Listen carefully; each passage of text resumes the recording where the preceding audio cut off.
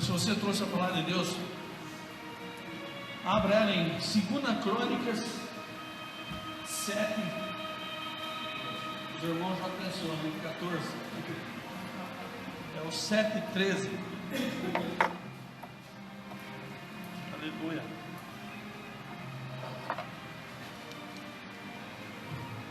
Segunda Crônicas 7:13 fala assim: se eu cerrar os céus e não houver chuva, ou se ordenar aos gafanhotos que consumam a terra, ou se enviar a peste entre o meu povo. Aqui está falando do ímpio lá fora, que não conhece Jesus, que tem rejeitado a palavra de Deus, que tem prostrado diante de pagão, tem prostrado diante de imagem de escultura, tem prostrado diante de um macumbeiro, de um centro espírita, de uma religiosidade. Aqui Deus está falando do povo dele. A Bíblia diz assim que Salomão edifica o templo, e quando termina, eu creio que Salomão orou. E a Bíblia diz que durante a noite o Senhor aparece em sonhos a Salomão e dá a ele estratégia, dá a ele mandamentos, dá a ele algo como estatuto. Deus falara a Salomão dizendo: assim como foi com o seu pai Davi, assim serei contigo, se obedecerdes as minhas palavras, os meus mandamentos, tudo que eu ordenei a você, Salomão, obedeça. E a Bíblia diz aqui que aquele templo estava ali agora terminado, e Deus fala para Salomão dizendo: se eu cerrar os céus e não houver chuva, então isso aí nós vemos que o Senhor nosso Deus, Ele tem controle de todas as coisas. Nós vemos que nos dias do profeta Elias, nos dias de Acabe, aquele povo ali estava na bruxaria, feitiçaria por causa de Jezabel. Deus ali levanta um profeta para chegar diante de Acabe, que ele era o cabeça do lar, mas só que inverteu, quem era o cabeça do lar era Jezabel. E quando ali o Acabe viu Elias, falou assim: você é o perturbador da terra. E ele disse: não sou eu, mas sim é você, Acabe, é Jezabel que tem deixado os mandamentos do Senhor, e uma palavra te dou, Acabe: por 3 anos e 6 meses não haverá chuva, nem orvalho. E assim Deus ouviu o profeta Elias e cerrou os céus. E aqui Deus fala para Salomão: se eu cerrar o céu e não mandar chuva na terra, Deus tem o controle da natureza. Nós vemos que quando eu estava lá naquela igrejinha lá embaixo, as pessoas ali estavam com dificuldade de água, não havia água, havia multa quem jogasse um canecão de água na calçada. E aí a igreja começou a orar, a igreja começou a dizer misericórdia a Deus, e Deus começou a mandar chuva. E até nos dias de hoje não tem faltado a chuva, porque Deus, assim como respondeu a palavra do profeta Elias, assim responde também a igreja do Senhor. E aqui está dizendo: se Deus encerrar os céus e não mandar chuva à terra, e está falando mais, e se ordenar aos gafanhotos que consuma a terra. Imagine só, gafanhotos. Você não vê muitos gafanhotos nos dias de hoje. Se entra no meio do mato, vai no monte, você vê alguns. Mas aqui fala, se Deus fala, se eu enviar gafanhotos para consumir a terra. Então Deus tem controle da natureza. Quando ali no Egito Deus mandava as pragas dos piolhos, das rãs, ali das moscas, ali aparecia enorme como enxame, saía da terra como pó, e entrava nas casas dos ímpios, na casa de Faraó, e o povo de Deus estava livre, porque quando aqueles enxames vinha, aí via ali uma casa, onde havia ali um servo, uma serva, uma família que servia a Deus, eles não entravam. Aquelas rãs subiam para todos os lados nas paredes ali daquele rei, mas quando ele via uma casa de um servo de Deus, elas não podiam fazer nada, porque a ordem de Deus era entrar nas casas de Faraó e dos ímpios, mas na casa do meu povo não entrará. Então o mundo está sofrendo, porque não querem conhecer a palavra de Deus, querem ficar na libertinagem, no pecado, na imundícia, dando ouvido a Satanás e não dando ouvido a esta palavra. Mas o povo de Deus deu ouvido a essa palavra, está guardado, como diz lá em Salmo 91, no versículo 1, que está habitando no esconderijo do Altíssimo. Aleluia. E demais aqui dos gafanhotos. E se enviar a peste? O que é peste? São o que nós temos visto hoje. Hoje vi algo ali, as pessoas se brigando pelos cabelos, atrás de litros de álcool gel. Mas nós temos que se apegar não em álcool gel, nós temos que se apegar na palavra de Deus, nós temos que ter fé nesse Jesus Cristo, porque a Bíblia diz que quando um certo dia Jesus pega os discípulos e fala assim: olha, entra no barco, vamos do outro lado do mar. E a Bíblia diz que Jesus tinha com ele um travesseiro e começa ali a navegar aquele barco com os discípulos, e Jesus deita ali, coloca ali aquele travesseiro, e quando lá no meio do mar se levanta ali algo como uma tempestade, um vento forte, as ondas batiam naquele barco e as águas batiam, como dormindo naquela situação. Mas Jesus estava dormindo, sabe por quê? Para experimentar os discípulos. E nos nossos dias que o mundo está assustado, Deus quer provar também o seu povo, se tem fé ou não tem fé, ou é cristão ou não é cristão, se é verdadeiro cristão ou é frouxo na hora da dificuldade, como diz lá em Provérbios 24:10, na hora da sua dificuldade, da adversidade, como será a sua fé? Se mostrares frouxo, pequena será a sua fé. Muitas vezes nós não temos que colocar nossa fé em álcool gel, não, nós temos que colocar nossa fé naquele que tudo pode, naquele que está escrito em Mateus 10:1, eis que vos dou poder para expulsar demônio, para expulsar enfermidade. Jesus deu poder para a sua igreja, porque ele falou para Pedro que as portas do inferno não se prevalecerão contra a igreja do Senhor.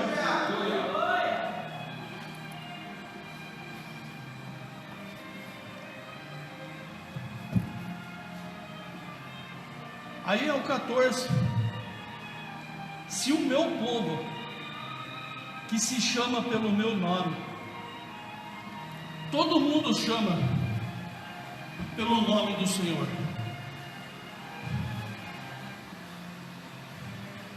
nós não iremos, mas se Deus mandar, a gente vai e nós vamos fazer a diferença. Se você for num prostíbulo, aquelas mulheres falam que creem em Jesus,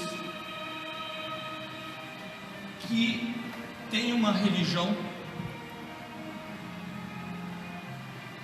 Se for na cadeia onde está repleto de semente do diabo, e mais tem alguma semente de Deus lá que vai se converter a Jesus, mas a maioria lá são semente má, que durante a noite Satanás sameou para estar no meio dos trigos como joio, mas haverá uma separação. O trigo vai ser guardado no celeiro do Senhor, e o joio será atado e lançado nas profundidades do inferno, onde haverá choro e ranger de dentro.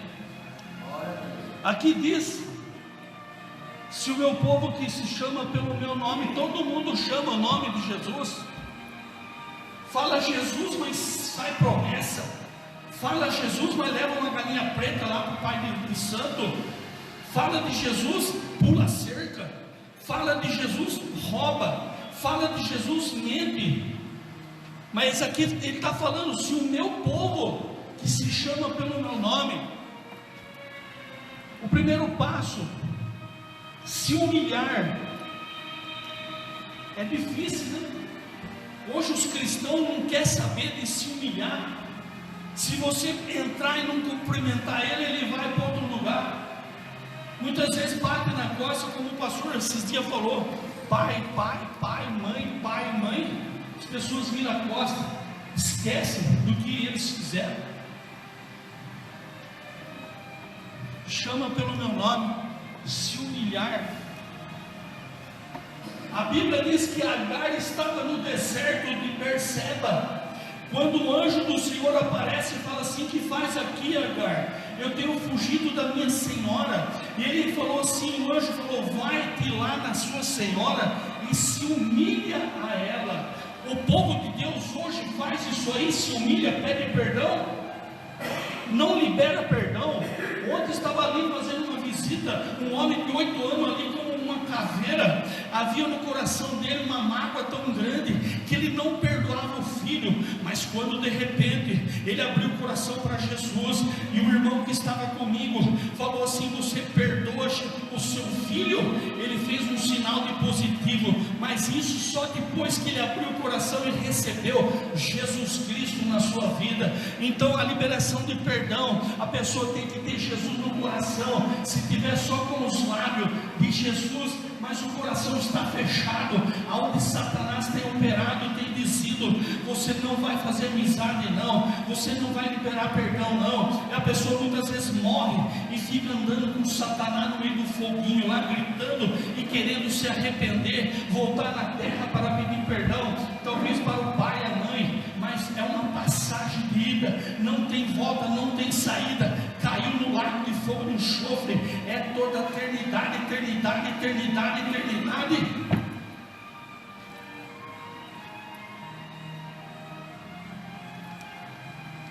O segundo passo aqui é algo mais difícil. Há 20 anos atrás, eu fui viciado em algo gostoso. Eu fui viciado em algo lindo, maravilhoso, que quando me converti, os pastores ali, o Pino Garcia, o Pedro e o Jair, começaram a falar para mim: Luiz, você conhece monte? Você vai orar no monte? Você vai ser batizado com o Espírito Santo? Você vai ver brilho no monte? E eu falei: esses pastores, eles estão doidos. Mas o primeiro dia que eu fui no monte, eu comecei a ver a glória de Deus, eu comecei a sentir o que é poder de Deus. E ali um ano se passa, ali no meio do mato, era 4 horas da madrugada, eu fui batizado com o Espírito Santo. Eu saí de lá com um japonês falando em línguas estranhas. Cheguei em casa, acendi a luz da casa inteira, acordei meu pai e minha mãe dizendo: fui batizado com o Espírito Santo, fui batizado com o Espírito Santo. O meu pai e minha mãe não conhecia a palavra de Deus. Ele dizia: meu filho ficou doido, ele cheirou pó, ele bebeu cachaça, mas eu não estava embriagado com vinho, mas eu estava cheio do Espírito Santo. Aleluia. E aqui Deus fala: se o meu povo humilhar, eu orar. É difícil orar. Ô irmão, ora para mim.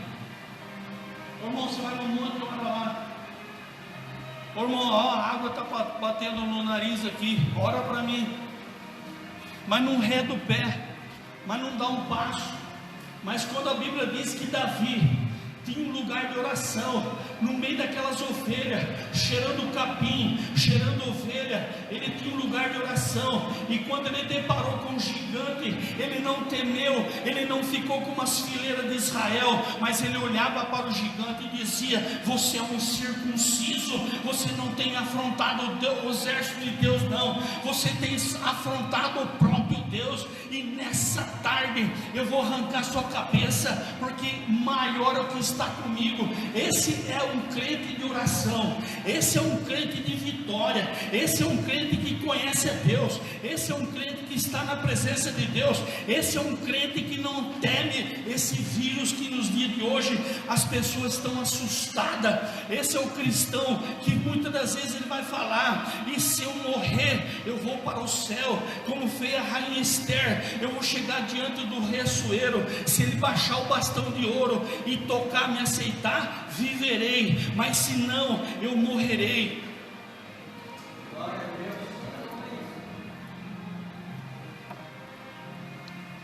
Se orar, buscar a minha face. Hoje aqui era para estar pegando todas aquelas cadeiras, esparramando aqui, de cristão aqui, na hora do arroxo, na hora que aparece o gigante, é para que nós possamos mostrar a Deus que nós somos um soldado do Senhor Jesus, alistado para uma guerra, para uma batalha, como diz lá em 2 Coríntios 10, no versículo 4, as armas da nossa milícia não são carnais, mas sim poderosas no Senhor, para destruir fortaleza. Então nós temos que ficar em casa, para destruir fortaleza, temos que ficar em casa, temos que ser um soldado caverneiro, temos que ser um soldado como nos dias lá de Gideão, entrando em caverna, em trincheira, nas fileiras de Saul, aqueles filhos de Jessé, irmão de Davi, homens fortes, tremendo de ver o grito do gigante. Mas temos que ser soldado do Senhor. Aqui diz: buscar a minha face e se converter dos seus maus caminhos. Será que crente anda em maus caminhos?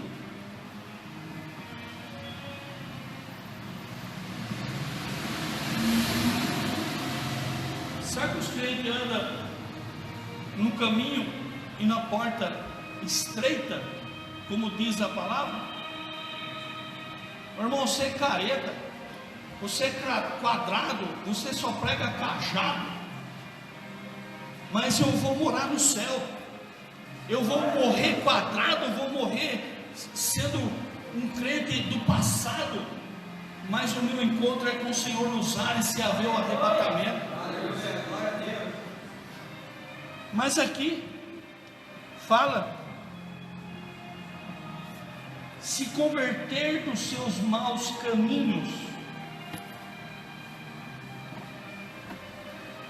Nós vemos ali nos dias de hoje os escândalos, aqueles que muitas das vezes tem que ser exemplo de cristão, não são, mas aqueles pequenininhos que muitas vezes entra na igreja, ninguém dá nada a ele, é um pobrezinho, não tem estudo, ali veste talvez uma roupinha humilde. É esses pequenininhos que são cheios do Espírito Santo, é esses pequenininhos que tacam o dedo no nariz do diabo e ele bate em retirada. Muitas vezes os ilustres de igrejas enormes, de nome, fica entrevistando demônios, e quando menos espera eles são laçados em adultério, em tomando cerveja, escandalizando a palavra de Deus. Então nós temos que ser humildes, ser servo, porque Jesus, sendo rei, sendo Senhor, foi lavar os pés, o chulé daqueles 12 discípulos, e ali estava também Judas Iscariote, dando o exemplo de ser humilde, Senhor dos exércitos, sendo humilde ali naquele momento, naquele ato de humildade ali, se humilhar, se converter dos seus maus caminhos. Então eu ouvirei dos céus, morada do Altíssimo, dos céus. A Bíblia diz, Salmo 33, 12: bem-aventurada é a nação cujo Deus é o Senhor. Mas nós vemos nações entregues a uma padroeira. Nós temos nações entregues a um padroeiro.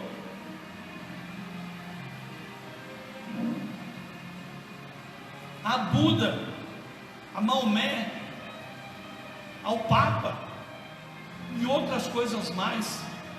Heresias, acima de heresias. Mas o Deus que nós servimos, Ele contempla.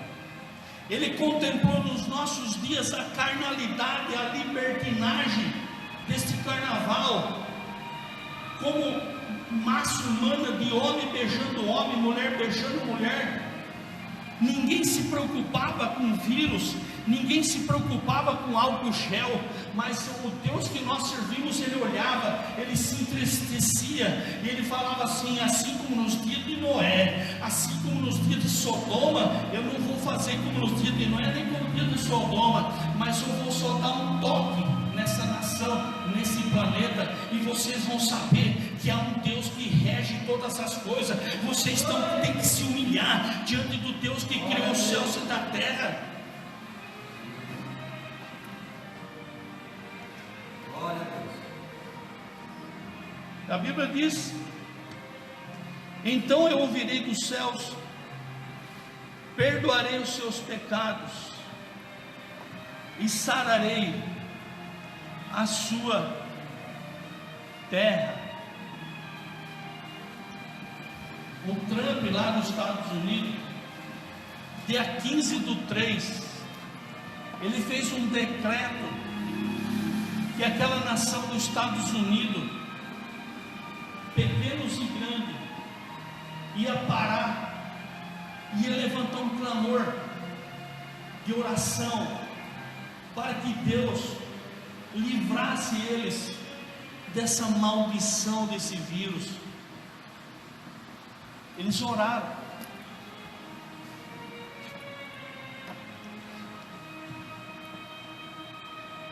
Eu perdoarei os seus pecados e sararei a sua terra. Agora estarão abertos os meus olhos e atentos os meus ouvidos à oração desta casa, deste lugar. Quando cada um de nós fazermos o que manda aqui, os ouvidos do Senhor estão abertos, seus olhos atentos, para nos sarar, para nos abençoar, para nos guardar, para nos livrar. Como está escrito lá em Salmo 91: 1000 cairão à tua esquerda, 10.000 à tua direita, praga nenhuma chegará à tua tenda.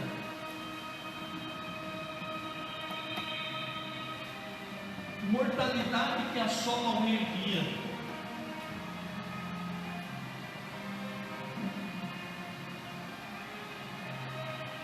Na passagem do Mar Vermelho, quando os egípcios se aproximou,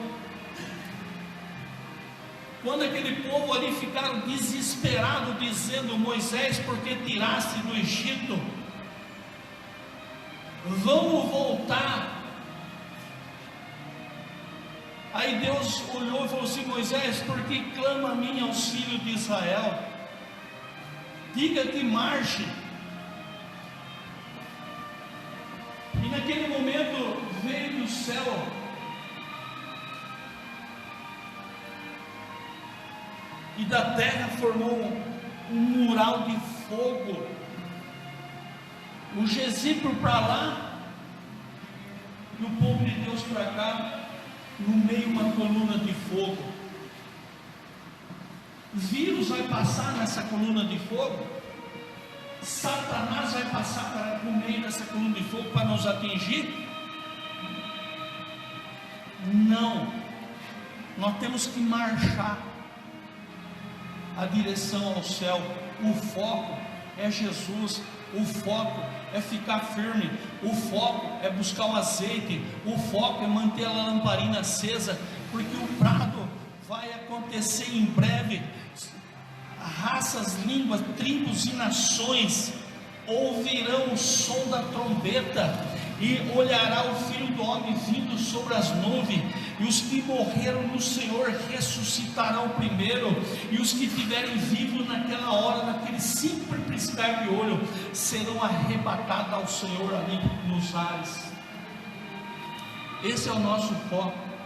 Glória a Deus. Glórias a Deus. Seria ótimo se a igreja aqui, que tem 200 membros mais ou menos, tivesse todo mundo aqui para ouvir essa palavra, que não é do Luiz Argentão, mas ela veio do trono de Deus para mim, para cada um que aqui se encontra nessa noite. Glórias a Deus. Vamos aplaudir o Senhor Jesus.